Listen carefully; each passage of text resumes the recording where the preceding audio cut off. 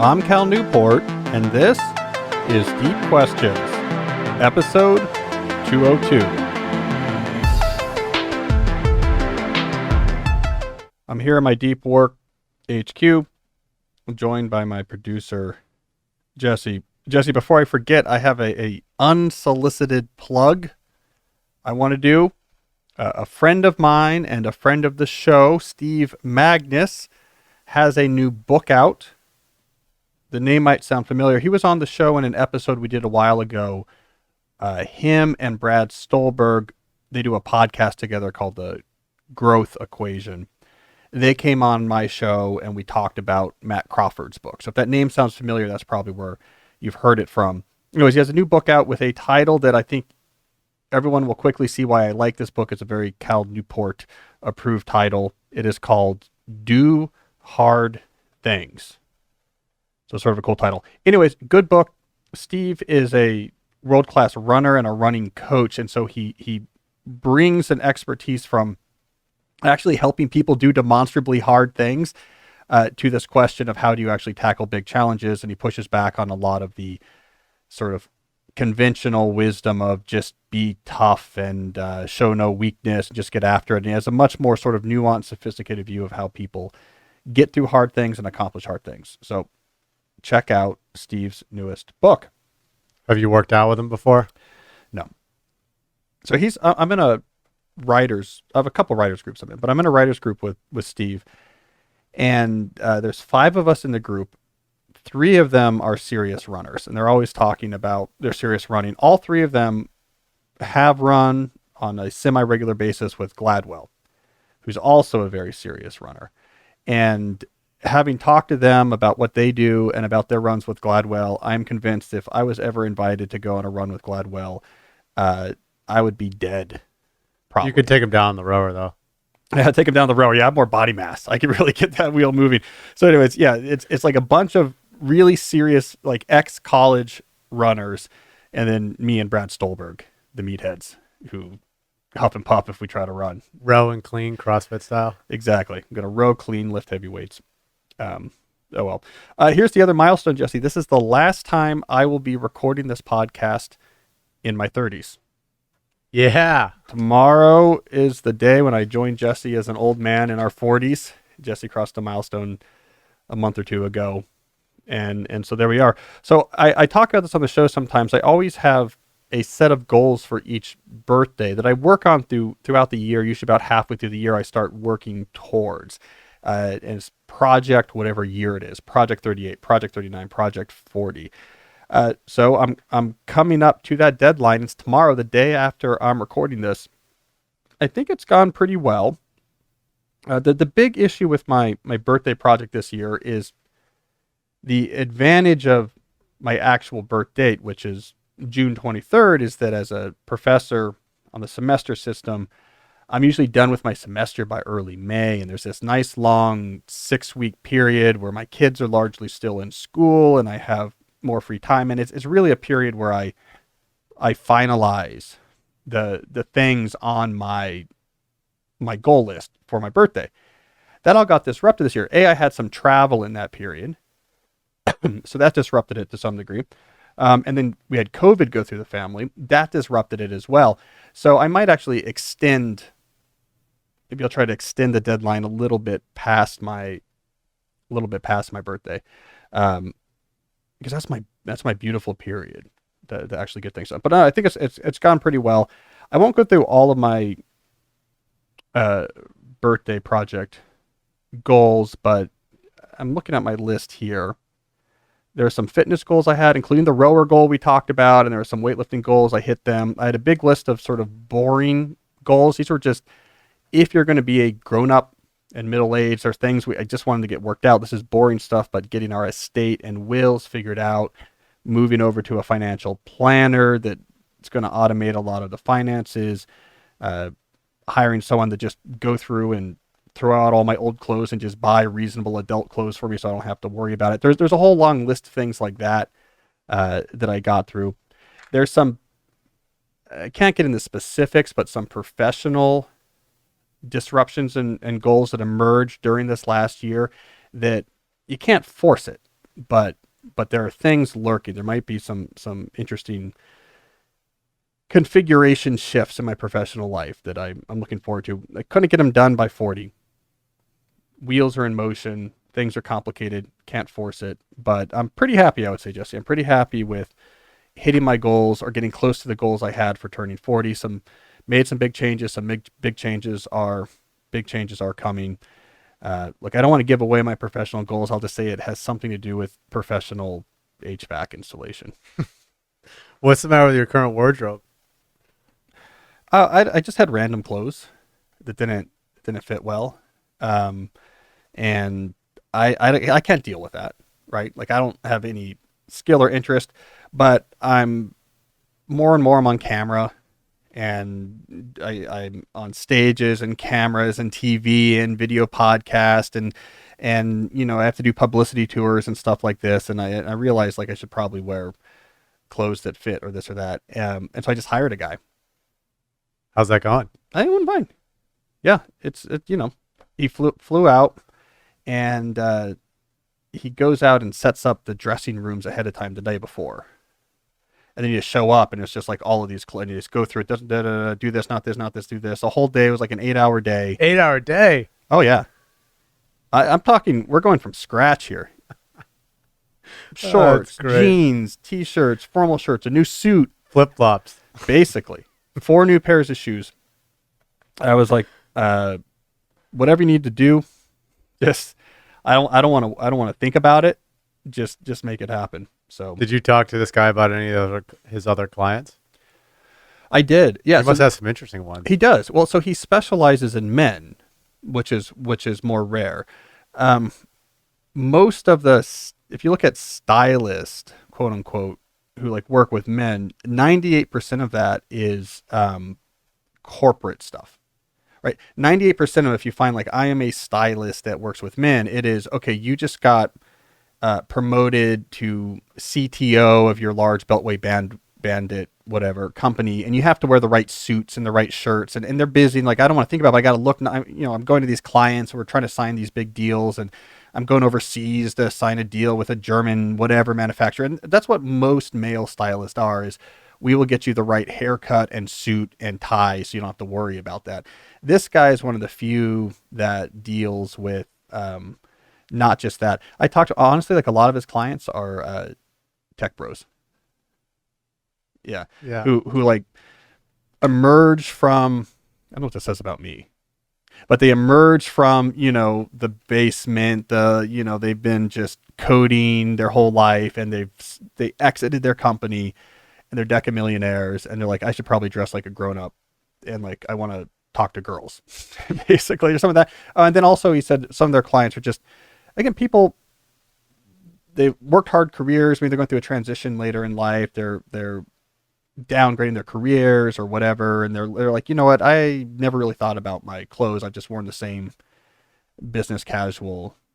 There's probably like a lot of midlife crisis-y stuff in there too. So yeah, I guess I fit right in. I was honestly like, I was like, I don't care much. I just need to, like, if I go on camera, I want to look reasonable. If I go on stage or I'm in a documentary or around like more, I don't know, well-known people, I do a little more TV now, this type of stuff. It's like, I don't know how to do this, but I should have like a blazer that fits, that's interesting, with a shirt that, whatever, folks. You got it done. I got it done. Check it off. Checklist.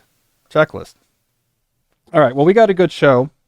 We got a 20-minute fashion segment where I'm just going to come through the HQ and show off like different t-shirts I bought. By the way, hey, the one thing we did not replace, and I did not need anyone to help me with this, is the podcast shirt. This shirt is only used for the podcast because it's just, the color is just right for the backdrop, and you don't notice the shadow of the microphone on it. This shirt is only used for that purpose. It is my podcast shirt. That I needed no help with. Did you show him that shirt? I showed him the podcast shirt. He approved? Yeah, he approved. I like the podcast. I wore the podcast shirt on, I did a Netflix show in the podcast shirt as well. So the podcast shirt has been on Netflix and on here. I may have wore it to do Charlemagne the God show on Comedy Central. So it's been on Comedy Central. Getting your money's Netflix. worth. Yeah, I'm getting my money's worth. It's funny when I do the thumbnails for your YouTube channel, I'm always taking screenshots and you always have the same shirt on. I'm telling you, man, you think it'd be easy, but when you have a black backdrop and the type of lighting we have, I don't know. We've tried different shirts. It doesn't If it work. works. I don't know. Secrets. It's like Lex. Same suit. Yeah. Right? It's the Lex move. All right. Well, we have a good show. Enough of that nonsense. We got written questions. We got calls. I have a habit tune-up. I want to do a little later. But first, I want to do a quick news reaction because I find this article to be a confirmation of something I've been talking about on the show, something that I have been predicting. And now we see experts who are confirming what I've been talking about. So here's the article. This came to me in my interesting at calnewport.com email address. It's from June 16th, so it's a week or two ago. And it's TikTok. An executive from TikTok that is to some degree dunking on Facebook. And I want to get into details of what they're saying here. And if you're watching this on YouTube, you'll be able to see the article. If you're listening, I'll tell you what's on the screen. All right, so they're quoting in this article a executive from TikTok, the president of Global Business Solutions. And he's making a clear distinction between TikTok and Facebook that I have made before. So this executive named Blake Chanley says Facebook is a social platform. They've built all their algorithms based on the social graph. That is their core competency. Ours is not. All right. He goes on to clarify what is TikTok. We are an entertainment platform. The difference is significant. It's a massive difference. Now, this is something I've talked about multiple times before on this show, this idea that TikTok and its popularity actually represents an important transition in the landscape of these attention economy apps. And I actually think it is a positive transition. So it's easy instinctually, if you're a social media skeptic, to look at TikTok and everyone looking at this and the 600 million users and be like, oh man, we're going down this same road. But I actually think it's positive. And this is why, what this executive is saying. TikTok is not playing the same game as Facebook. It is not a social company. Their revenue stream is not based off of monetizing a social graph. It provides entertainment, straight to the brainstem entertainment. If you are bored, if you are trying to escape a moment of existential despair, whatever the circumstance that wants you to get out of your current moment, you pull up TikTok's app. It's these short videos, algorithmically optimized and selected. Boom, boom, boom, one after another. They hit these buttons in your brainstem. Slack jaw, drool coming out of the side of your mouth, just locked in, distracted. They are just optimizing, distracting entertainment. No attempt to say, here's what your friend is up to. Here's an article that was shared by your cousin. Forget all that, just straight to the brainstem entertainment. What the executive is saying is that Facebook, that's not what they were, but they're trying to do this. This is the premise of this article, is that Facebook is trying to, as I previewed they were, increasingly shift over towards this TikTok model. Let me just put a quote here from the article. Facebook plans to modify its primary feed to look more like TikTok by recommending more content regardless of whether it's shared by friends. And of course, why are they doing this? Is because they are struggling. Here's the numbers from the article. The parent company of Facebook, Meta's stock price is down 52% this year, underperforming the NASDAQ, which only dropped 32%. In April, they said revenue in the second quarter could drop from a year earlier. That'd be the first time that's ever happened. So Facebook is struggling. They see TikTok being successful. Like, let's be more like TikTok. I think, as I've said before, that is the beginning of the end for the social media platform monopolies. The one thing 2010 Facebook, when it was really starting to get humming, the one thing it had going for it was network effects. The people you know are on here. If the primary use of this network is to connect with and see what people you know are up to, you have to come to our network, and no one can compete with us because no one is going to be able to get everyone you know onto their network. That is very hard. Once we've locked in with our first mover advantage, your cousin, your roommate, your brother, your sister, they're all on here. We have this first mover advantage. You have to use our network because that's where the people you know are. As soon as you move out of the game of connecting the people you know, facilitating the sharing of information between people who already know each other. Once you move out of that game and move to the alternative game of brainstem manipulation, pure distraction, maximizing time on screen, we are the thing you want to look at when you're trying to escape the current moment, you lose that advantage. It no longer matters that my cousin, my roommates, my brother, my sister are on your platform. If all I'm doing on that, as it says right here in this article, is seeing content recommended by an algorithm that has nothing to do with what's going on with my friends. So yes, maybe in the short term, it'll help Facebook stave off some of its numbers drops because they'll get more time on screen. But as I've said before, and I want to emphasize again, the biggest conclusion of this shift among these players is that you are now in a competitive pool where you don't have the powerful network effects of people I specifically know need to be on there, and you are competing with anyone else who's trying to provide entertainment and distraction. That is a very competitive pool, and it is a pool in which I think it is going to be impossible for any one company to dominate in the way that, let's say, a Facebook or an Instagram or a Twitter dominated our attention 5-6 years ago. If you are just an app on my phone that can distract me, that app is next to my podcast player. That app is next to YouTube videos.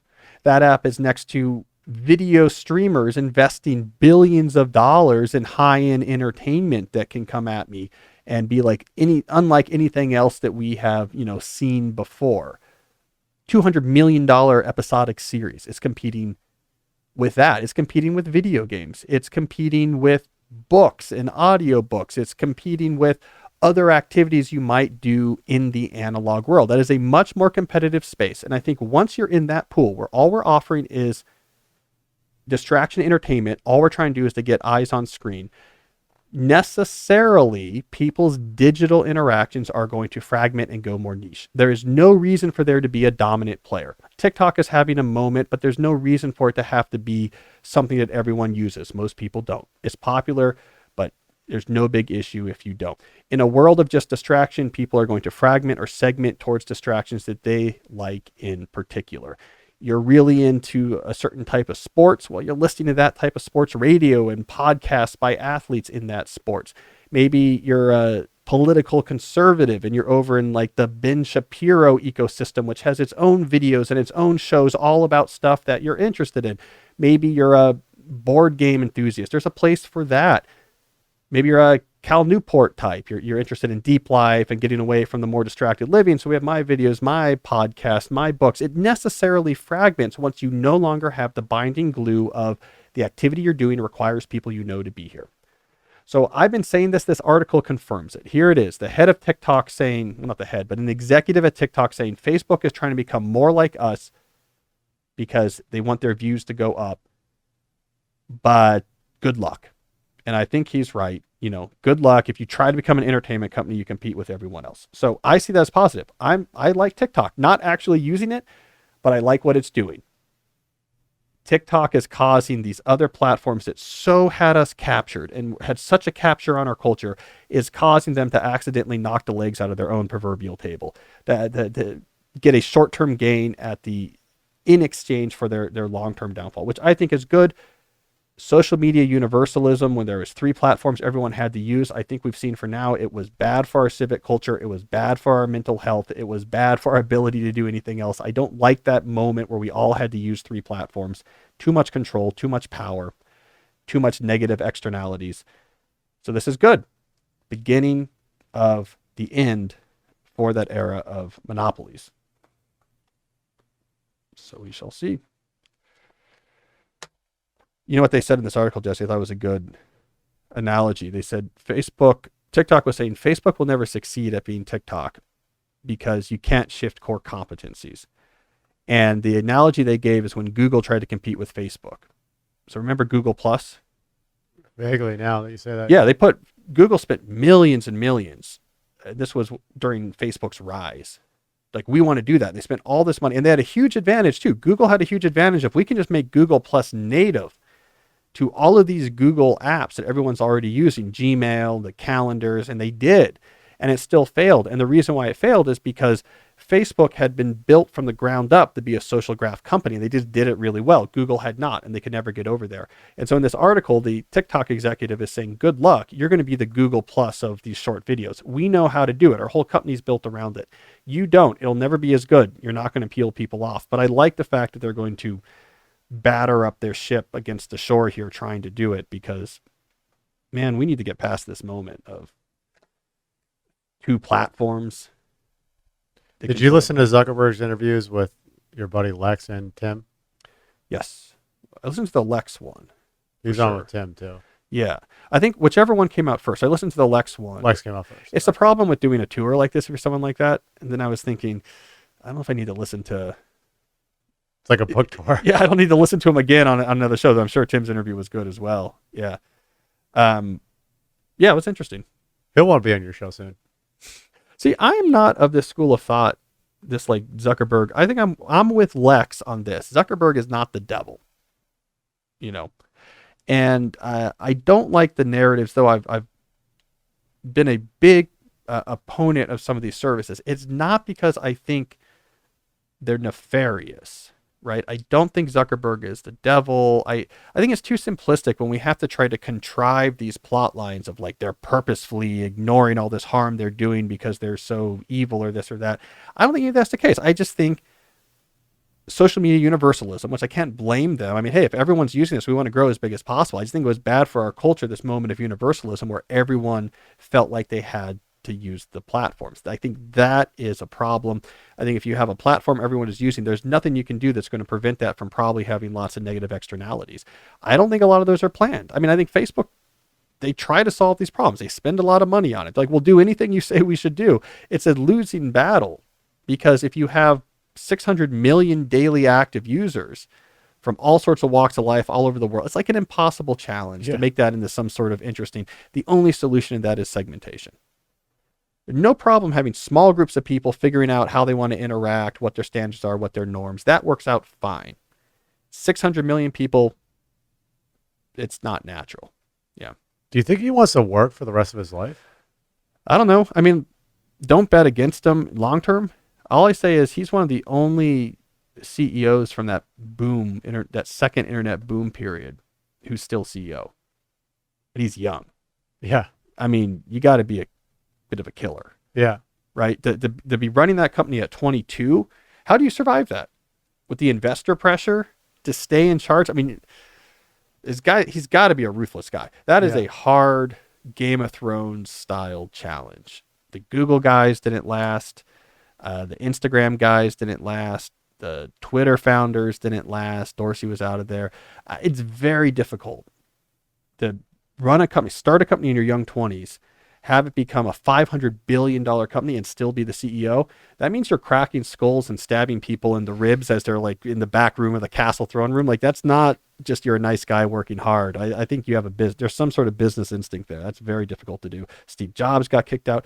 No one makes it. Gates is the only other person I can think of. Bill Gates is the only person I can think, well, maybe Larry Ellison. There's other examples, but Gates is who comes to mind. Gates started Microsoft as a kid. And almost identical situation to Zuckerberg. Dropping out of Harvard after his sophomore year. It's like exactly the same as Zuckerberg. And he held on to that company until he was ready to leave, 30 years later. So like Gates and Zuckerberg. Zuckerberg is Gatesian. Amazon. Yeah, Bezos was older when he was youngish, but he was at D.E. Shaw sort of analyzing the industry and was trying to figure out how do we make a play for e-commerce and the internet. And he had no connection to books other than so D.E. Shaw is this kind of weird, cool, quantitative investment fund.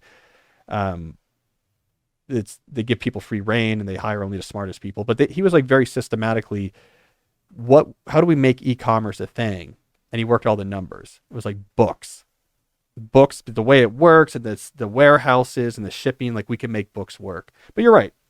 Bezos was another example of he held on. It kind of goes along with Mark and him working all the time. It's kind of like what you were talking about when you answered that question in an earlier episode about just people always wanting to work and be doing stuff.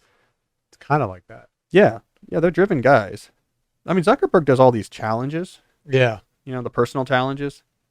like I'm going to learn a language or master this skill or only, not eat meat for a year. It's like on top of his work, he's constantly giving himself other types of personal challenges. I mean, that's rare. Again, to stay in charge of a company like that, to have the extra energy to do what you do. Though I don't think Facebook is long for this world. But what can you do?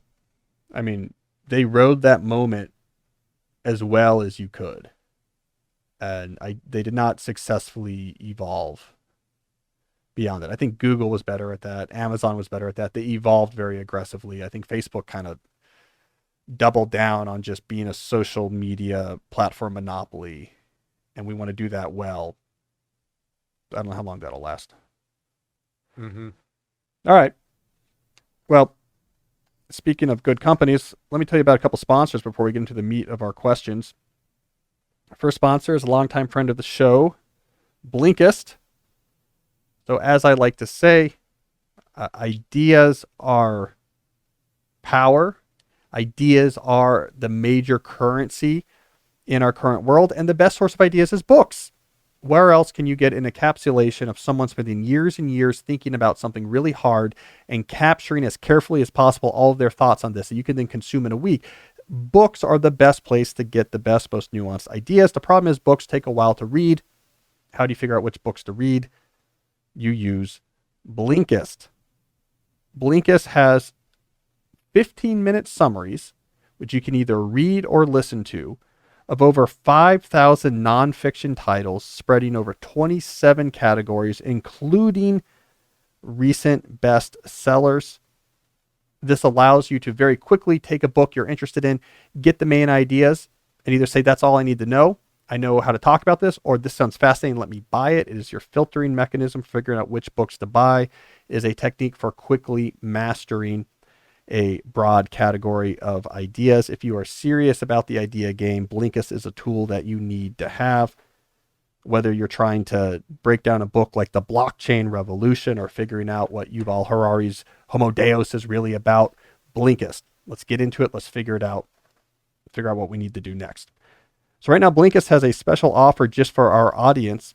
Go to Blinkist.com/deep to start your free 7-day trial and get 25% off a Blinkist premium membership. That's Blinkist, spelled Blinkist, Blinkist.com/deep to get 25% off and a 7-day free trial. Blinkist.com/deep. Let me tell you about another sponsor. Jesse, this was a company that I did not know this technology existed. This is one of these situations where you imagine you wish this technology existed, you assume it doesn't, and then you find out that a company has done it. And that is exactly what happened when I first encountered 8Sleep. So good sleep is the ultimate game changer. But one of the issues that people have with sleep is temperature. More than 30% of Americans struggle with sleep, and temperature is one of the main reasons for this. I, for example, sleep hot. I need things cool to sleep. I have a hard time sleeping when it is hot. Ever since I was a kid, I would have a fan just blasting straight on me. So sleep temperature is important to me. That is why I was excited when I got the box arrived at my house with my own 8Sleep pod cover. It's the most advanced solution on the market for thermoregulation. It pairs dynamic cooling and heating with biometric tracking. You can add the cover to any mattress and start sleeping as cool as 55 degrees, or if you are a weird masochist, as hot as 110 degrees Fahrenheit. You can do each side of the bed differently. So you put this cover on, and then you have this mechanism next to your bed, and there's these tubing that goes through the bed, and it makes the temperature go up and down. Really cool technology. I'd never slept on a cooled mattress before, and I loved it. I'm not the only one. Clinical data shows that 8Sleep users experience up to 19% increase in recovery, a 32% improvement in sleep quality, and a 34% more deep sleep. Jesse, we need some sort of 8Sleep technology for the podcast studio, like a cooled podcast. I run hot. Jesse thinks that I keep this place like an icebox. Well, they all do. Like all the studios keep it cold for when people talk. I always have to wear long sleeves. I was doing a podcast once with a sports, a sports announcer, I guess would be the right word. Yeah. And I was telling her about like, yeah, I overheat. And she's like, you know what they do for college football? Because, a lot of these college football games, they broadcast outside. And the games, if you're in Ohio in September, it can be, really hot. She said some of these guys, because they have to wear the suits, look nice on camera, but it's hot outside. It's like, how do you do that? Because I overheat. I could imagine it being this real issue. She said they have these air conditioner vents that blast up their suit. And that's what allows them when it's, 96 degrees and they're, trying to cover the Gators game down in Miami or something like that. They have air conditioners like coming out up their suits so they can be doing the outside broadcast. So all I'm saying is You need an 8-sleep for the HQ. I could just like wrap one around my shoulder. It'd be great. Not to go on a divergence here, but I like collecting other stories of people who overheat so I don't feel alone. I heard Rob Lowe talking about this as he got more clout in his career. He's learned a lot of times when you're filming shows, they're filming them outdoors in LA in the valley and it's super hot and like you're dressed for winter because they're doing, La Brea as stand-in for some Christmas time in Vermont or something like that. He now demands, and I appreciate this, it's basically an air-conditioned phone booth that's right there. So in between takes, he goes and stands, he can stand in like an air-conditioned box and just come out to do his take so that he's not overheating just standing out there in the sun all day. I love that. I want one of those for my classroom at Georgetown. Some of the rooms don't have good air conditioning, and when like September, man, it's brutal in there. I want an air conditioned booth I can just go and stand in and just sort of shine through onto the onto my slides with a laser an 8-sleep pointer blanket right in there the too. 8-sleep blanket. Which what I'm trying to say here, and bring this all together. Go to 8sleep.com/deep to redeem exclusive 4th of July savings and start sleeping cool this summer. 8sleep currently ships within the US, Canada, and the UK, as well as select countries in the EU and Australia. That's 8sleep.com/deep. If you are like me or Rob Lowe or the announcers for college football, you need something to help you thermoregulate. 8sleep was made for us. All right, Jesse, let's do some questions. They're kind of a long one here. This one comes from Steve. Steve says, in the 90s, I had a plan to get my PhD in exercise physiology to teach and dive deep into human performance testing research. Unfortunately, I allowed my significant other at the time to convince me otherwise, which led me down a path of ever-changing careers, always taking different jobs to maintain some sort of financial security. At the age of 53, and after listening to most of your Deep Questions episodes, I now have the confidence and motivation to go back to school to achieve my previously stated goals. However, after doing the math, I would be 60 by the time I graduate with a PhD, which would leave me maybe 10 to 15 years to work before retiring. One alternative is to start a small human performance testing lab as a side gig, slowly building up a strong client base while maintaining my day job as an office manager for a major Southern California university. All right, so that's the question. At the age of 53, do you go get your PhD because you have this idea for some sort of performance testing lab vision that you could run? Well, Steve, regardless of your age, my graduate school advice applies here. My graduate school advice says never start a graduate program unless you have clear evidence that the specific degree you're going to get at the specific school that you're going to get it is needed to unlock a specific step in your career that is appealing to you, that you've gotten to a point where you say, I see this thing I want to do. This is why I want to do that. But if I can get this degree here, I can do it. Otherwise, I can't. I am not a big believer in get the degree to see what options it opens up. Now, you have a bit of an idea about what you want to do with this PhD, but I think it is too vague to qualify. I mean, just based off of your question wording, so I'm extrapolating here, but just based off your question wording, you have this idea that there's some startup with a human performance testing lab that could be interesting. That is super vague. I would not spend 6 or 7 years getting a PhD with the idea that like maybe that will help me do this thing that's kind of vague. I think your side hustle exploration approach is probably the right one here. So keeping your good job, starting to explore what would this mean? What do you even mean by human performance testing lab? What are the real opportunities here? What are the real demands here? And there's two things you'd want to capture from this experimentation on your site. One, using money as a neutral indicator of value. Can you actually get clients? Can you actually get people to give you money for something along these lines? That's a great indicator about whether or not the idea has value or not. Everyone will tell you your idea is good, but they will only give you money if it actually is. Two, it allows you to actually explore the contours of this new territory. That what exactly do you mean by human performance testing lab? You probably aren't quite sure. What is the market opportunity here? Is it consulting? Is it content? Is it working with other companies? You need to figure that all out before you go get a degree for 7 years. I want you to be at the point where you say, we're rocking and rolling and I'm being held back, just being held back by not having this degree. I could just see if I had it, I could do this. I'm so close, but I can't do this because I don't know how to do this. I want you to be at that point before you pull the trigger on any sort of higher education. So start exploring, Steve, and don't get that PhD until you have to have it. What would be, outside of your own, what would be a good example of that, getting a PhD? Like clearly elevating your career. I mean, it's a good question because PhDs are very specific. So obviously academic, if you want to be a professor, then you're going to need a PhD. We have a question about this coming up. And so if you're going to be a professor, you do need a PhD, but that's where the second part of this is this degree from this program is what I need becomes important. Because if you say, I would love to be an MIT professor, so I'm just going to go get a PhD. It's like, well, wait a second. You better be getting a PhD from a top 2 program, or it's not going to be the right thing.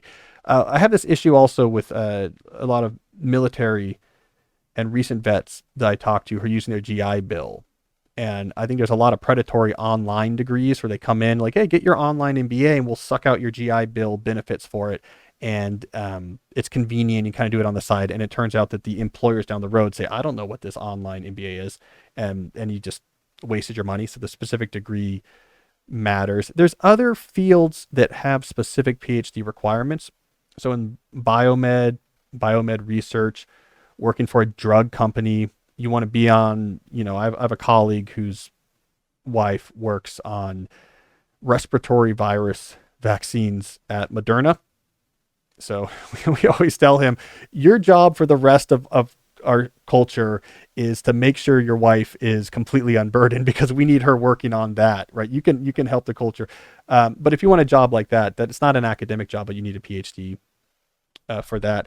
Be very careful about PhDs is sort of the way I think about it. Like in computer science, this has shifted, but the traditional thinking in computer science, for example, is if you're just looking at going to industry and making salary, getting a master's degree, especially if you do a 5-year program where you start your master's classes as an undergrad and just add an extra year. So you do 5 years and you get an undergrad and a master's degree. From a pure economic perspective, is probably worth it because with the master's degree, your starting salary is up here. With the undergrad, it's down here. And in the time it takes you to get that master's degree, you couldn't catch up. So you do start out ahead.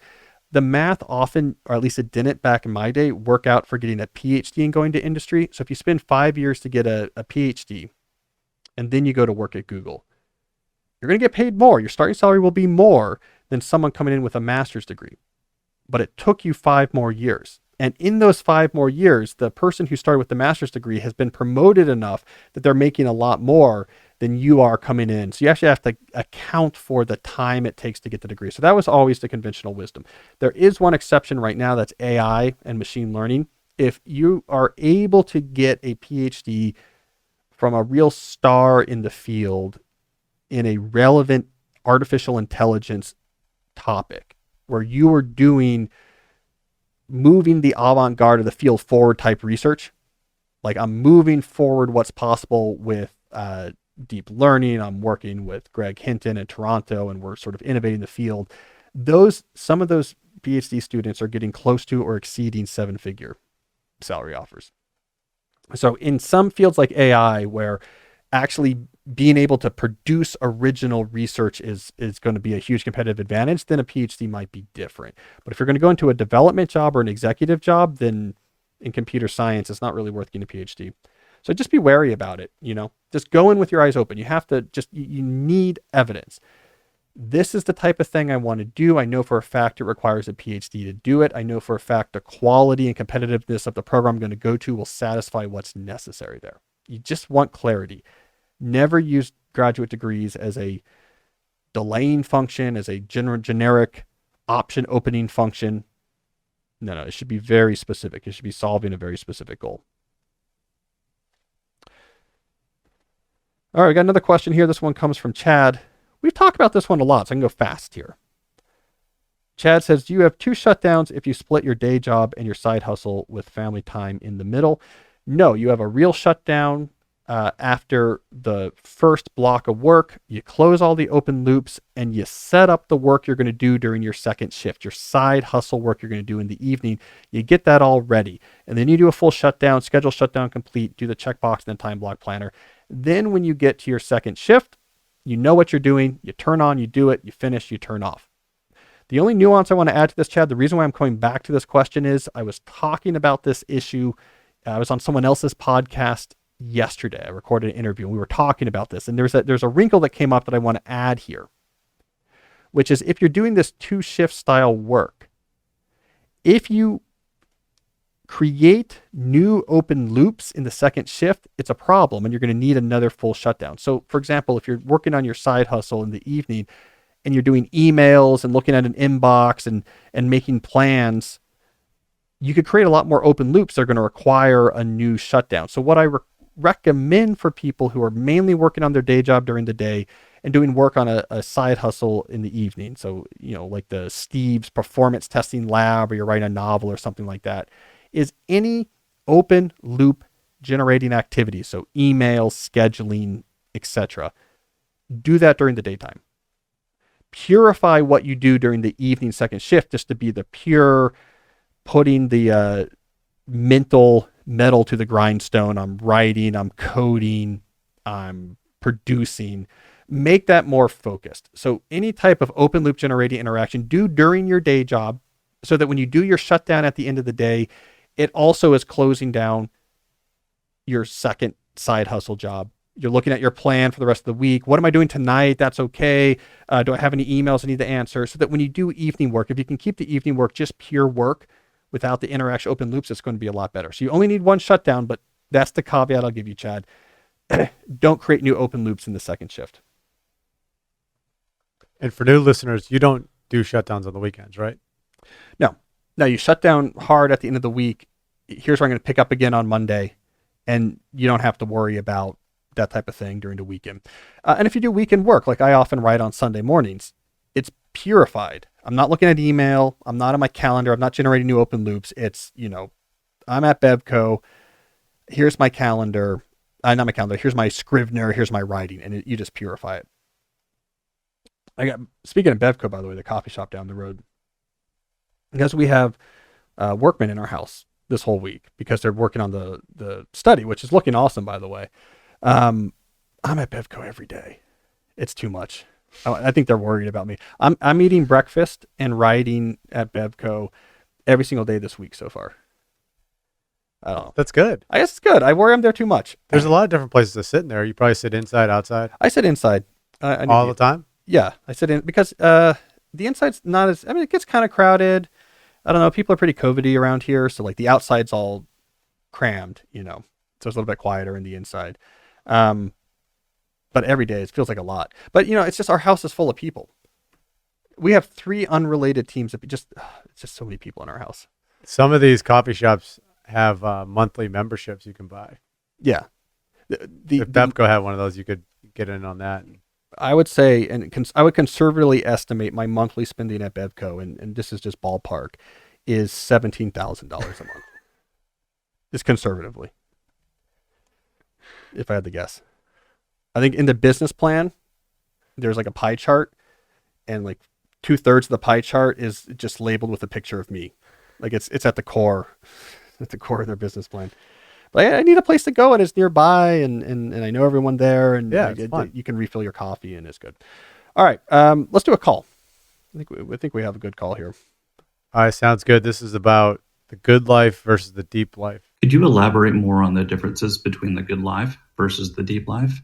In episode 200, you touched on it, saying that the good life is virtuous, ethical, and meaningful, while the deep life is notable and remarkable. I'm particularly interested in the notion that the latter is a subset of the former. Thanks so much. It's a good question. The distinction is not absolute. So I often get letters about this, but the last thing you said is a useful way, I think, of comparing and contrasting the good life versus the deep life, is this idea that the deep life is a subset of the possibilities for a good life. And so just to take another swing at defining these distinctions, when I'm thinking about the good life, I'm thinking Aristotle, I'm thinking eudaimonia, I'm thinking the attempts in antiquity to try to understand human flourishing. And usually these concepts had something to do, obviously virtue was a big part of it, living life virtuously. Aristotle cared a lot about, I guess you could call it temperance or moderation. So in the Nicomachean Ethics, he often talks about on many of these character traits, there's extremes, and where you want to be is in the middle.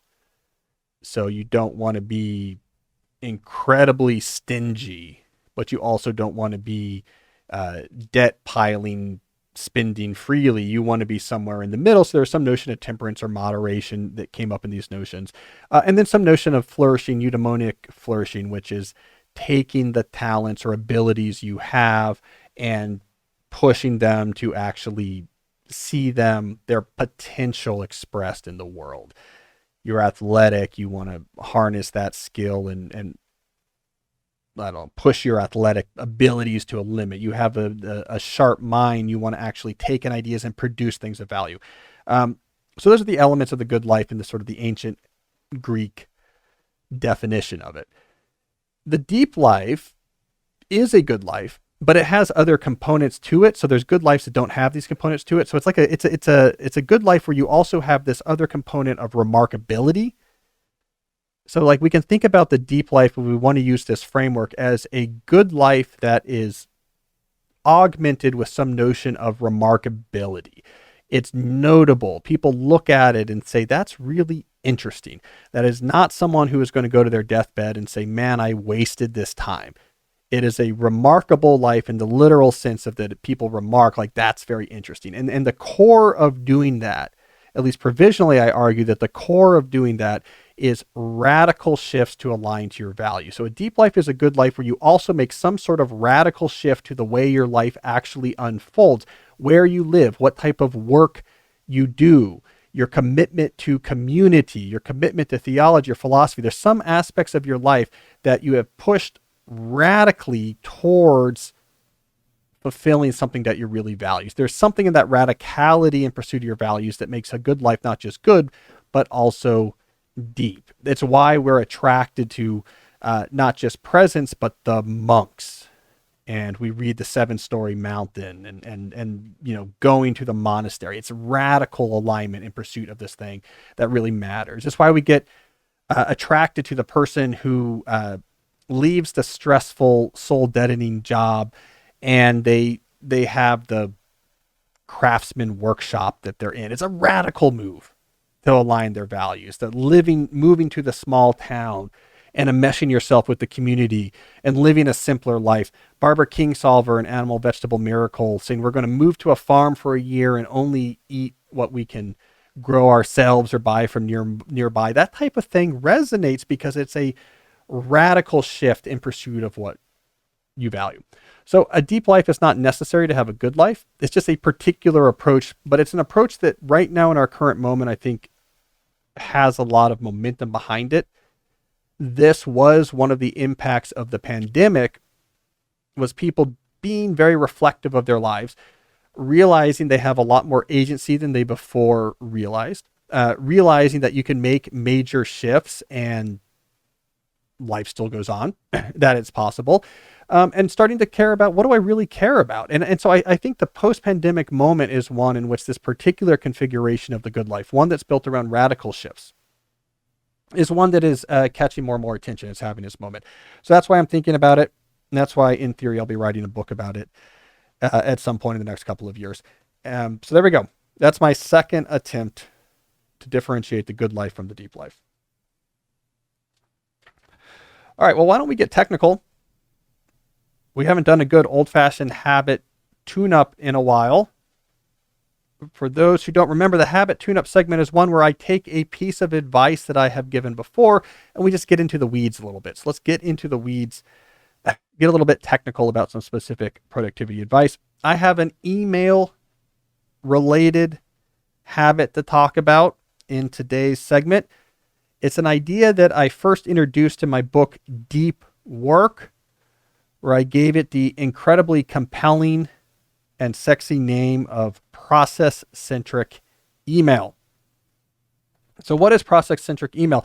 Let me step back first. My preamble to getting to the tactic here is pushing for a little bit more clarity on the question of what is it about email that we dislike. This is something I think a lot of people get wrong. I get a lot of messages from people that say, yeah, I love this idea of like digital minimalism because I hate how when I go into my email inbox, there's all of these newsletters. And I'm going to simplify and unsubscribe from a lot of newsletters. All right, that's fine if you want to do it. Too many newsletters is not your problem with email. Other people say, yeah, I have all of these announcements and notices and promotional emails from every company that I've ever bought something for. My employer sends out 17, announcements a day, new parking things, new programs. There's all these announcement emails. They clutter up my inbox. Yeah, it's annoying. It's not the problem with email. Some people say, yeah, everyone is always shooting me these questions. Hey, what time is that meeting tomorrow? What about this? And that's annoying. Like, can't we just talk next time we see each other? But short questions that can be answered, 2:00. The client's name is this. Here's the link. That's also not the problem with email. If all of email was a combination of newsletters, announcements and promotions, and short questions that could be answered, we would have no problem with our inboxes. It really doesn't stress us out that much to see too many newsletters. You can just archive them. It doesn't stress us out that much to see too many promotional announcements. Just boom, boom, boom, boom, boom, boom, boom, right? You just delete and archive them. It's actually kind of fulfilling. It's easy to do. It feels like you're making progress. We don't get stressed out by questions we can answer immediately with a short response. It's very productive. Let me give you the answer to this. Let me give you the answer to this. Let me give you the answer to this. If that's all email was, 20 minutes twice a day would be on top of it. It'd be a little burst of productivity. It would be something to be positive. The real productivity poison that's frothing around in that email inbox is messages that initiate back and forth interaction. That is, above all else, the source of almost every piece of cognitive distress that we feel from email. Not a newsletter, not an announcement, not what time is the meeting tomorrow. It's the email that says, we should probably make a plan for the client coming tomorrow. Or what are we going to do to get this thing ready for next Monday? The message that is going to begin back and forth. Like, well, when should we do that? And what about next week? Oh, next week doesn't work. Let me CC in Jesse and ask him if he remembers when this has back and forth, unscheduled, ad hoc, back and forth, interactive conversation delivered through emails, working towards trying to figure out something or achieve some goal. That is the main productivity poison in our inboxes. Why? It brings with it two demands. One, that's more than anything else what keeps you coming back to your inbox again and again and again, because you have to service these back and forth conversations. If 5 messages have to get back and forth before we can get a resolution, and we need that resolution by the end of the day, I can't wait 3 hours for message number 2 because we have to fit in all 5 messages. So back and forth conversations require much more frequent inbox checking, because I got to see when the latest message comes in so I can bounce it back. And you got to see when that comes in so you can bounce it back to me. And I have to see that pretty soon after and bounce it back. We check our inboxes all the time, not because we know there's new newsletters in there, not because there's promotions from Levi's we want to see. It's because we have back and forth conversations we have to service. The second reason why these are productivity poison is that these are the conversations that bring with it the dreaded ambiguity. I don't know how to answer this. It's where you get the, can you figure out how to, fix this issue we have with the budget. And you're like, I don't know how to do that. And now I guess I can afford this to someone else, or I'll do obligation hot potato and shoot off a question to someone else just to get it off my plate and wait for it to come back. I have to like talk to different people and see what they tell me. You've created they create these major open loops in terms of our obligation storage systems. And it's a real source of stress and distress. If you feel anxious checking your inbox, going through your inbox, these are the type of messages that create that anxiety. They're like, oh my God, I don't know how to fix the budget. I don't really know how this works. I don't even really know who I should talk to about this. I guess I'm going to have to start sending messages and like kind of letting this thing unfold and keep checking this throughout the day. So those are the productivity poison. So if you want to make your experience with your inbox better, it is these back and forth interactive, ambiguous conversations that you have to tame. That is what process-centric emailing is all about. And the idea is simple. When you see a message arrive that is initiating one of these long back and forths, your first entrance into this conversation, your first message into this conversation should include in it a proposal for the process by which this whole collaboration ending in the goal being achieved of this conversation is going to happen. You say how it's going to happen so it doesn't just default to like, let's just keep going back and forth. You declare, this is how I think this should happen. Oh, we have to figure out what to do about this client. Okay, well, here's what I suggest. We have this meeting coming up on Wednesday. Let's add time to talk to that. Before we get to that meeting, talk to Susan to make sure that we understand the full the full process for what we need to do to onboard the client. We'll talk about this in the last 5 minutes of the meeting and make a plan going forward. Or you say, okay, here's what we need to do. You're right. We do have to figure out when we're going to meet. Here's what we'll do. I've listed here, 15 times.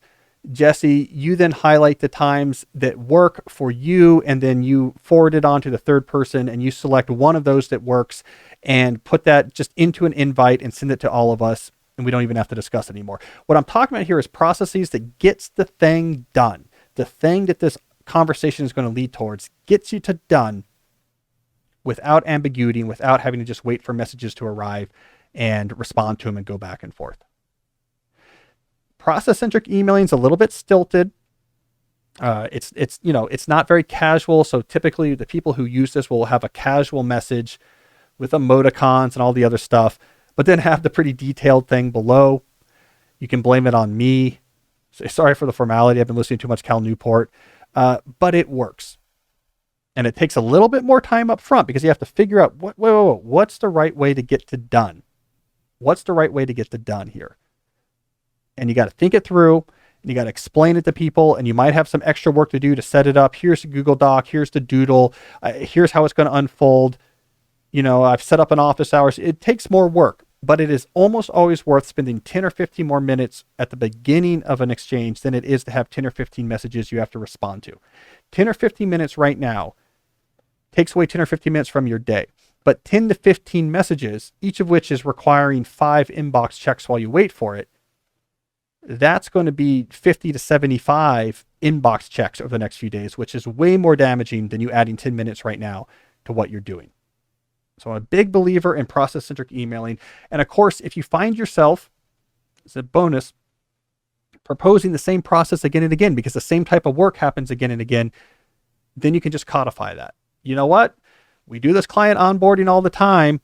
Why don't we all just agree this is how we do it? And so you don't even have to write out the whole process every time. So it's also a good way to unearth or make legible repeated work and get good processes in place. So just remember that ongoing interactive conversations, that is the thing that kills us in our inbox. That's the thing you should care about.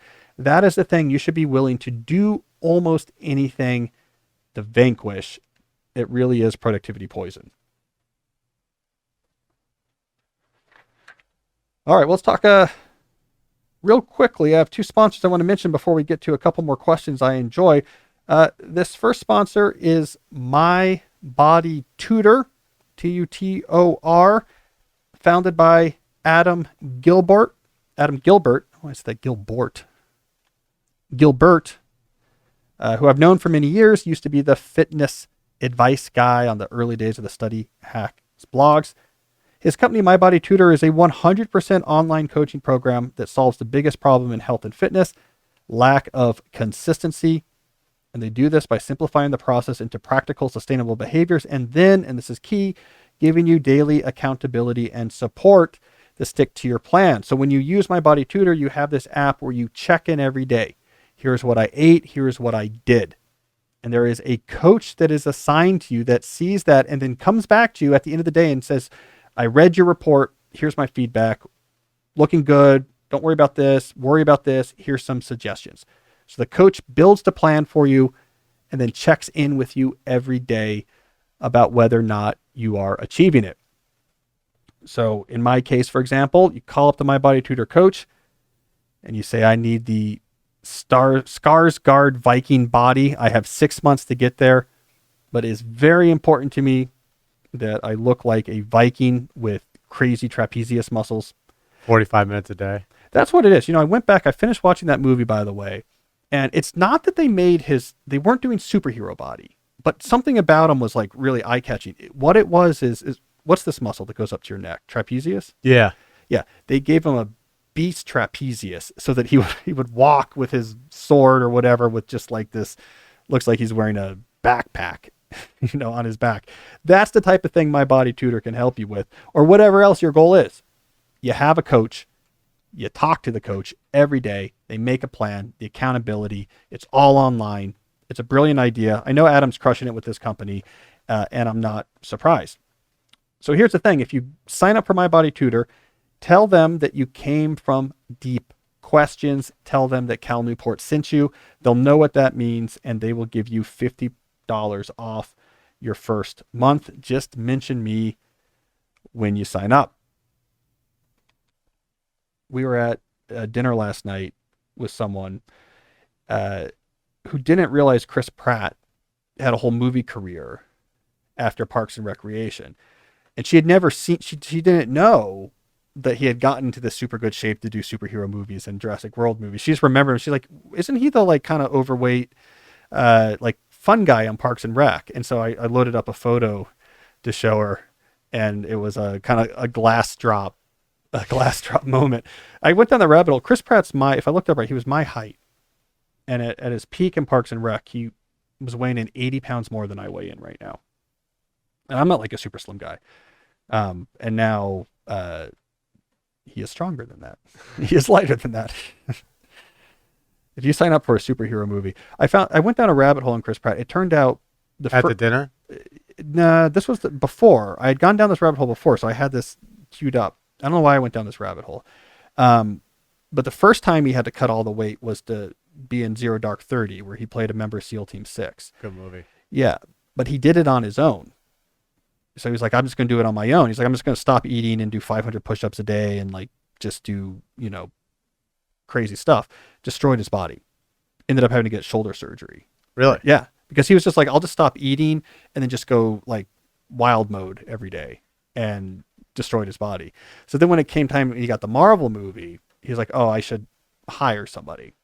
And like they have ways of doing this, like professional trainers, like here's what you should eat, and they make it so you don't want to blow out.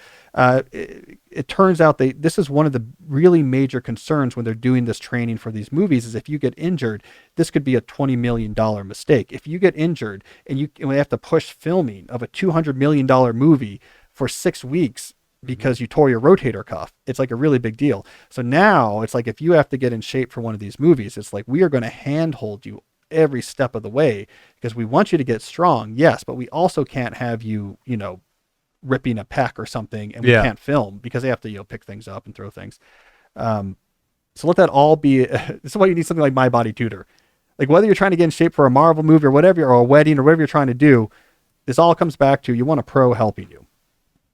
Don't just stop eating. 40th birthday party. Yeah, just don't. Yeah, 40th birthday party, where I come bursting out in the Viking outfit from the beginning of the Northmen. On the rower. On the rower with a giant trapezius muscle. And don't do that on your own. You need help. So either get Chris Pratt, the Skarsgård guy, or MyBodyTutor. Those are your three choices. But only one of those choices will give you $50 off your first month if you mention my podcast. But I also want to talk about another sponsor, Wren, WREN, which is a startup that's making it easy for everyone to make a meaningful difference in the climate crisis. So right now, Wren is focused on monthly subscriptions where you calculate your carbon footprint, then offset it by supporting awesome climate projects that plant trees, protect forest, and remove CO2 from the sky. So you can be offsetting the carbon you're putting out, investing some of the money you're making as you generate all this carbon and trying to offset it somewhere else. Their goal is to unlock the collective action of millions of individuals to drive the systemic change needed to end the climate crisis. It says here, Jesse, the inspiration, I don't know if you know this, the inspiration for this company, what motivated the founders to start it was, I'm reading here, watching Jesse drive by in his 1978 Ford pickup truck. And a tear fell from their eyes as they watched the birds fall from the trees dead, the squirrels paralyzed in the smog coming out of the back of that car. And it catalyzed them. And they said, we have to solve the climate crisis. So, little known fact, Jesse's pickup truck motivated Wren's fight against climate change. Glad it could help. Yeah. They don't have enough digits in their online carbon footprint calculator for you. There's not enough digits. It's the problem. It's like the odometer rolls over. Yeah. When you upload a picture of your truck, it just gives up. The server crashes. All right. So Wren, anyways, enough of that nonsense. Signing up for Wren is an easy way to do something meaningful about the climate crisis, much of which has been caused by Jesse. So you go to their website, you calculate your personal carbon footprint, and you choose the projects right there. It shows you how much carbon that's offsetting. You can pay a monthly subscription. It makes it simple for you to actually take some action. So it's going to take all of us to end the climate crisis. It's going to take all of us to prevent the damage or push back on the damage caused by Jesse's truck. So do your part today by signing up for Wren. That's WREN. Go to wren.co/deep to sign up. And if you do that /deep, they will plant an extra 10 trees in your name. So that's WREN.co/deep. Start making a difference. I think a wren's a type of bird, right? Think so. Yeah. All right, let's do a couple more questions here. I got one from Lucy, who writes in to say, hi, Cal, I'm about to finish my PhD and decided to try to build a career in academia. Now, you've emphasized a couple times that choosing a great lab and famous /knowledgeable /connected supervisor was an important step. Unfortunately, it was not the case for me. Even though I had high grades and a good profile, my choice of graduate programs were limited by my unstable temporary residency situation. I ended up doing a PhD with a professor who barely helped me. He is a nice guy, but not very knowledgeable, and did not improve or increase my publications or contributed to my growth as a researcher. Regardless of the situation, I managed to publish a few papers of uncertain quality and learned quite a deal through my own efforts. My question is, do you think I still can succeed in an academic world, even if my start was not the best? Where would you recommend to focus my efforts? Well, Lucy, academic world can mean a lot of things. So if what we're talking about is a tenure track position at a well-known university, sort of the classic image we have of a professor, you have some graduate students, you have the patches on your tweed jacket, you lecture to the big lecture halls at a selective university.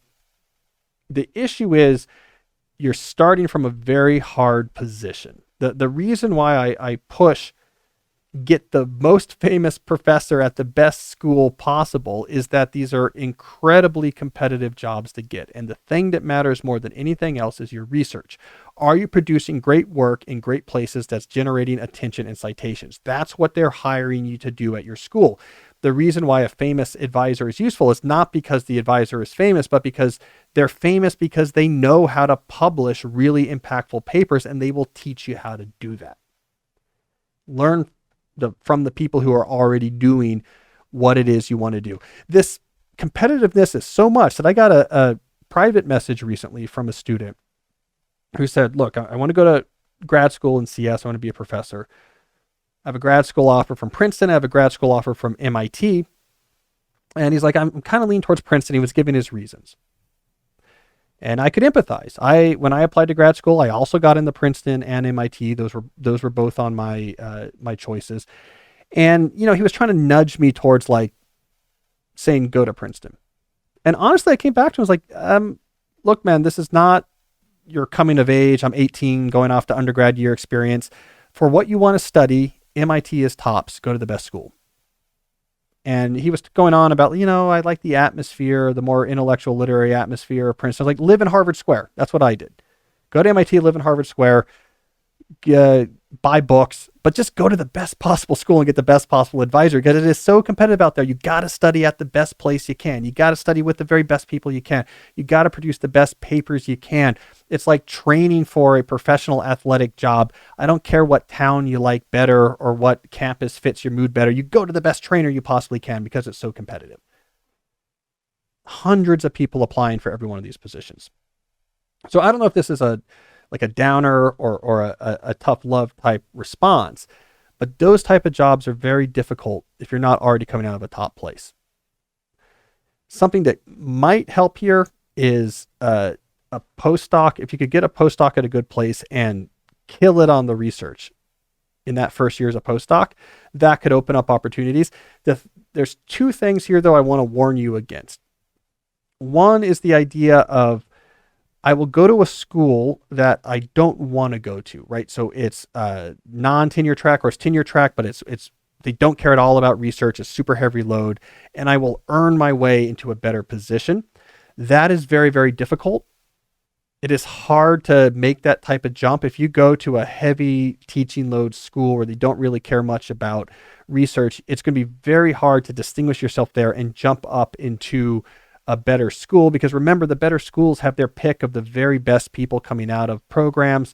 Often when better schools are hiring stars, they're hiring away from other good schools and leveraging things like that person wants to come to your location. It is just real. It happens, but it's really rare. I mean, the one exception is the very top schools in some fields basically use an all-star method. So like MIT will do this in computer science or mathematics.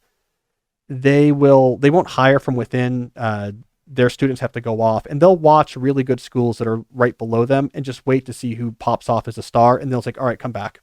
So MIT will do that. They'll send you'll be at a really good school, and then MIT will call you essentially and be like, oh, you got a MacArthur, you got a whatever. Great.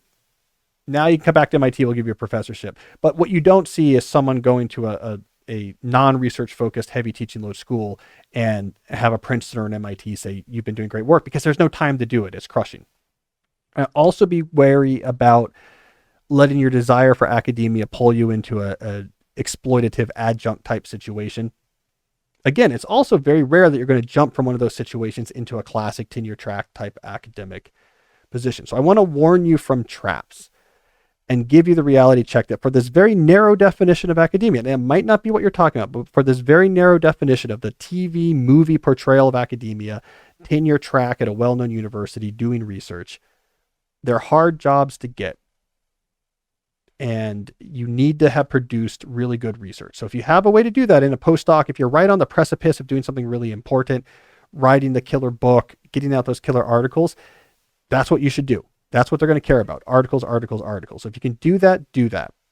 If that doesn't seem like it's in the cards, then I'm just saying be wary, because there's a lot of traps out here where someone will tell you a story, will come do this, and then you can jump to what you want to do a little bit later, and that jump can be pretty hard to make. So I hope that wasn't too much of a downer, Jesse, but No, it was a good answer. With your break now, are you still writing papers? yeah. So you still have I'm still writing some papers. Yeah, my doctoral student's presenting a paper next week. I'm mixing up trips. A little later in July, at a conference, and yes, I'm still writing some papers. So that's different writing time than your morning book writing, New Yorker writing time, right? That's different. Yeah, like I'm not actively writing any research papers right now. Got it. But like my doctoral student's working on his dissertation, so we're doing. I'm looking at drafts of it. In fact, I'm talking to him right after this, so some of that's going on. Yeah, so like this summer, I'm really kind of locked into non-academic writing, but I still do some of that. I used to do a lot of it. Yeah, that's how you get. When I was coming into Georgetown, I had a lot of papers. I don't know what my count is now, but I think I have something academic peer-reviewed computer science papers, probably 75. Wow. Yeah. And then if you add up citations, 4,000 or 5,000 citations. I mean, it's a hard work to like get the job and get tenure. And I did early tenure is, a 4 to 5 paper a year pace in computer science. Like it was just, that's what I was doing. Mm-hmm. Yeah. That takes time. All right. Let's do where are we at? We have time. Let's do a call. Let's do one more call and then we can call it quits for today. Sounds good. We got a call from a monk. Cal, I'm inspired by your work. Thank you. My name is Etienne, and I'm a Benedictine monk in the United States. The idea of deep work and the deep life is really resonant with me. Part of my work is educating and forming young men to become leaders in the Catholic Church. I wish to model and teach them deep work, slow productivity, the deep life, digital minimalism, etc. Do you have thoughts on how I might be a good mentor and teacher for these principles to these young men? Again, thank you very much. Well, it's a good question. I mean, certainly young men as a demographic are often in this day and age hungry for guidance. So it is a demographic group that is open to being inspired, open to being guided. And when they're not, when they're left adrift, negative things happen as a consequence. So I'm glad you're involved in being a guiding light to this particular group. I think one thing that's helpful, so I'm thinking about, I advise when I get messages from a lot of people, but when I'm thinking about the advice I give to young men in particular, I think having the frame of the deep life is a helpful starting place. So saying, okay, you're committing to this goal that you want to live a deep life. You don't want to live a life that is haphazard. You don't want to live a life that is arbitrary or at the whims of distraction or the noise of our culture. That you instead want to live a life that is intentional and considered and remarkable in the sense that it makes people turn their head and catch their attention. Oh, that's something. That's something. That is highly appealing to a lot of young men. And I think laying out that framework, okay, how do we do this? And making it clear that this is going to require discipline and hard work. That is all fantastic. That is a charge we want. Give me a challenge. I want to have to rise to a challenge. So that is all good. The other part of the deep life framework that I think is for good for young men is that it has these multiple elements to it. We often get stuck on just one aspect of good living. We neglect the others. We get obsessed about career, but we fall behind on our philosophical or theological growth. We fall behind on leadership or community, or we get really obsessed about theology. We're going through the process of becoming a monk and forget the importance of community or the importance of craft. So this notion that we have various areas of life that all require service, I think that is very useful. And we know the areas I often talk about is craft. So what you actually do and create is community, being a leader and sacrificing non-trivial time and time and energy on behalf of other people. Constitution, that is your health, that is your fitness. Contemplation, that's going to be philosophy, that's going to be theology, really making that important part of your life. And then I often do throw in celebration, the ability to build up taste and connoisseurship and just gratitude for things that are good in the world and in your life and things you can go and just get pure enjoyment out of. Breaking that down, here are 5 things. Each of these requires attention. Each of these requires cultivation. Is a message that young people and young men in particular really resonate with. And then you work through, let's do keystone habits in each, and let's go through each of these one by one, and we can spend 6 weeks in each and do a preliminary overhaul of that part of your life. Let's overhaul your eating and get some real serious fitness going here. Have some discipline there. How about your theological mind? How about your philosophical mind? You need to start reading books. You need to stop.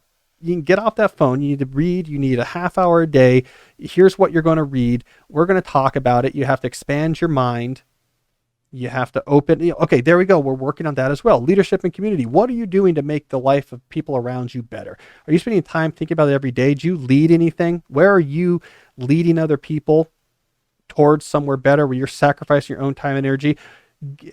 these things are important, and it's all different areas you're focusing on. When you focus on the craft piece, that's where deep work and concentration and focus and diligence and all of that comes into play, slow productivity. So as you move through these different buckets, these different areas, all sorts of different learning can happen. But it's that overall pursuit I want with discipline and intention to make my life into something deep and remarkable. That pursuit is like water to the explorer lost in the desert when we're talking about young men in today's culture.